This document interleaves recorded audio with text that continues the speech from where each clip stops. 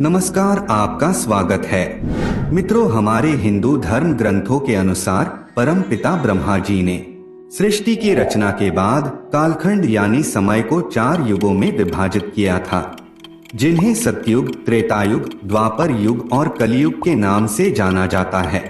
ऐसे में फिलहाल हम सभी जिस युग में जी रहे हैं, पुराणों और शास्त्रों के अनुसार इसे कलयुग कहा जाता है। कलयुग से पहले भी 3 युग बीत चुके हैं, जिसमें है त्रेतायुग, द्वापर युग और सतयुग। त्रेतायुग का भी अंत हुआ था और सतयुग का भी। अब हम पुराणों की माने तो कलयुग का भी अंत एक ना एक दिन जरूर होगा। लेकिन अब हमारे सामने यह प्रश्न उठता है, आखिर कैसा होगा कलयुग के बाद का युग?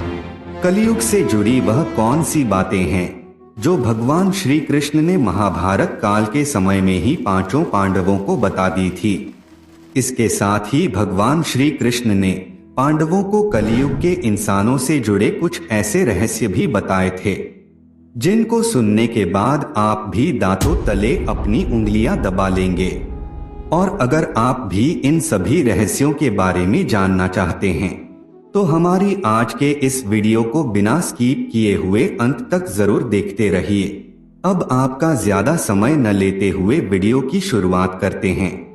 मित्रों, महाभारत के अनुसार जब पांडवों ने जुए में अपना संपूर्ण राजपाट हारकर वन में जा रहे थे, तभी पांडवों ने भगवान श्री कृष्ण जी से पूछा, है माधव, हमने तो ऐसा कोई बड़ा पाप नहीं किया है, फिर भी हमें इतना बड़ा दंड क्यों मिला?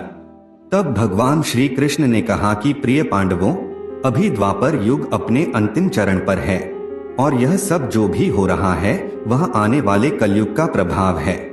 इस पर युधिष्ठिर ने आश्चर्य से भगवान श्री कृष्ण से पूछा, हे वासुदेव, कलयुग तो अभी आया भी नहीं है और उसका इतना भयंकर परिणाम ही क्यों? जब कलयुग आरंभ हो जाएगा तो क्या होगा? तब भगवान श्री कृष्ण ने कहा, आप सभी भाई वन में जाइए और वहां जो कुछ भी दिखे वह आकर मुझे बताइए। उसी आधार पर मैं आपको कलयुग की गति के बारे में बता पाऊंगा। भगवान श्री कृष्ण के ऐसा कहने पर 5 भाई वन में अलग अलग दिशा में चल पड़े। 5 भाई वन में जाकर जब वापस लौटे तो हर कोई वन के दृश्य को लेकर हैरान था। वन से लौटने के बाद 5 पांडवों के मस्तक पर सिकंद था, वह किसी उलझन में पड़े हुए नजर आ रहे थे। अब यह सब देखकर भगवान श्री कृष्ण ने कहा, हे प्रिय पांडवों, आप सभी किसी सोच विचार में मगन हैं। मुझे बताएं, अगर संभव होगा तो मैं आपको उसका समाधान अवश्य दूंगा। इसके बाद भीम की उत्सुकता कलयुग के बारे में जानने के लिए काफी ज्यादा बढ़ जाती है और वे श्री कृष्ण जी से कहते हैं, प्रभु, मैंने देखा कि एक गाय अपने बछड़े को इतना अधिक सहलाकर चाट रही थी जिससे उसके शरीर से खून निकलना शुरू हो जाता है, ऐसा क्यों? इस पर श्री कृष्ण कहते हैं, तुमने देखा एक गाय अपने बछड़े को इतना अधिक चाहती है कि उसके शरीर से रक्त निकलना शुरू हो जाता है, तो इसका अर्थ है कि कलयुग में भी माँ बाप अपने संतान पर इतना अधिक प्यार लुटाएंगे कि उसका कभी विकास नहीं हो पाएगा। कलयुग में माँ की ममता अपने बेटे को इस कदर मोह माया में बांध कर रख देगी कि उसका पूरा जीवन नष्ट हो जाएगा। अगर किसी का बेटा अपना घर बार छोड़कर साधु बनेगा तो लाखों लोग उसके दर्शन करने के लिए जाएंगे, लेकिन जब अपना बेटा ही घर बार छोड़कर सन्यासी बन जाएगा तो बहुत ज्यादा रोएंगे, विलाप करेंगे कि हमारा बेटा गलत रास्ते पर चला गया।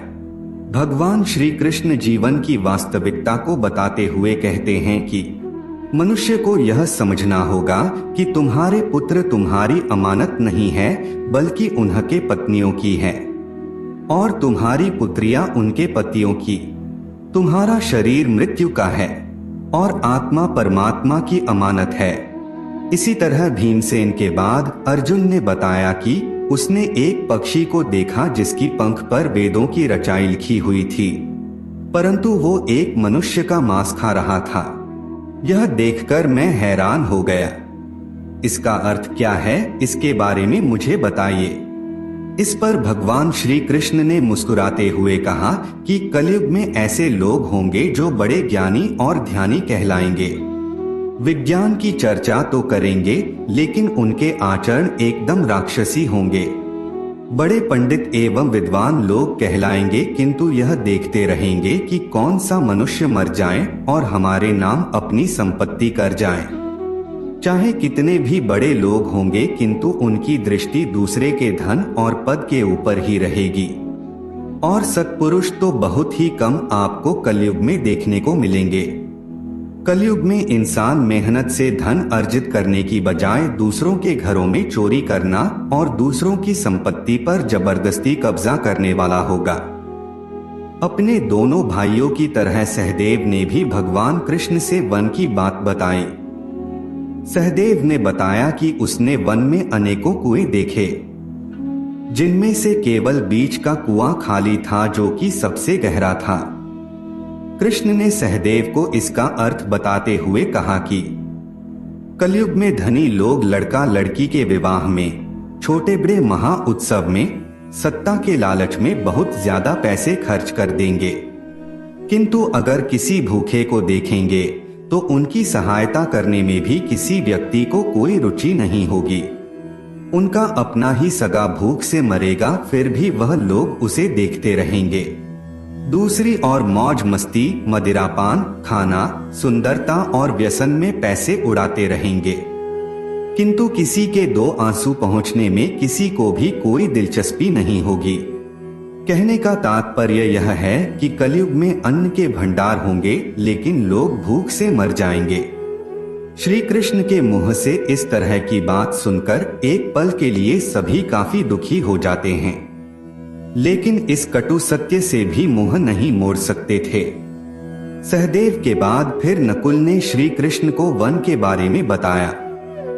नकुल ने कहा कि मैंने देखा कि एक भारी चट्टान पर्वत से गिरी और बड़े से बड़े वृक्ष भी उसे नहीं रोक पाए, परंतु एक छोटे से पौधे से टकराकर वह चट्टान वहीं रुक गया।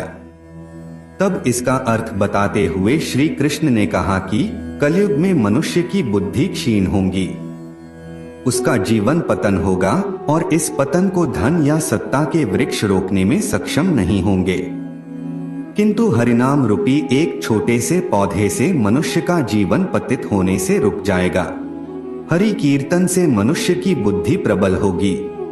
चारों भाइयों के प्रश्नों का उत्तर जानने के बाद अब बारी आती है युधिष्ठिर के प्रश्न की, तो भगवान श्री कृष्ण ने मुस्कुराते हुए कहते हैं, युधिष्ठिर अब तुम बताओ, तुमने वन में क्या देखा?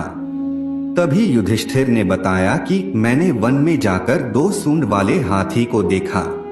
इसका अर्थ क्या है? कृपया मुझे इस पर अपने विचार बताइए और इसका अर्थ मुझे अच्छे से समझाइए। भगवान श्री कृष्ण ने कहा, इसका अर्थ यह है, कलयुग में ऐसे लोगों का राज होगा जो दोनों ओर से शोषण करेंगे, बोलेंगे कुछ और करेंगे कुछ और। ऐसे ही लोगों का राज होगा। यह लोग दूसरों का शोषण करने का एक भी मौका अपने हाथ से नहीं जाने देंगे और केवल अपने हित के बारे में ही यह हमेशा सोचते रहेंगे। श्री कृष्ण से अपने प्रश्नों का उत्तर जानकर सभी पांडव हैरान थे और कलयुग में इंसानों की स्थिति को देखकर काफी ज्यादा निराश थे। तभी सभी ने हाथ जोड़कर श्री कृष्ण से पूछा कि माधव, आपने यह तो बता दिया कि आने वाला युग कैसा होगा, लेकिन आप हमें यह भी बताएं कि आखिरकार इस युग यानी कि कलयुग का अंत कैसे होगा। तब श्री कृष्ण कहते हैं कि कलयुग के अंत में मनुष्य की आयु मात्र 12 वर्ष की रह जाएगी। इस दौरान लोगों में दुर्भावना बढ़ेगी। कलयुग की उम्र जैसे जैसे बढ़ती जाएगी वैसे वैसे नदियां सूख जाएंगी और अन्याय से धन कमाने वाले लोगों में बढ़ोतरी होगी। मनुष्य किसी की भी हत्या करने में भी संकोच नहीं करेगा। मनुष्य पूजा पाठ, व्रत, उपवास और सभी धार्मिक काम करना बंद कर देगा। गाय दूध देना बंद कर देगी। मानवता नष्ट हो जाएगी। लड़कियां बिल्कुल भी सुरक्षित नहीं रहेगी, उनका अपने ही घर में शोषण होगा। बाप बेटी, भाई बहन, कोई रिश्ते नहीं रह जाएंगे। एक भाई दूसरे भाई का शत्रु बन जाएगा। शादी जैसे पवित्र रिश्ते में भी खटास आने लगेगी।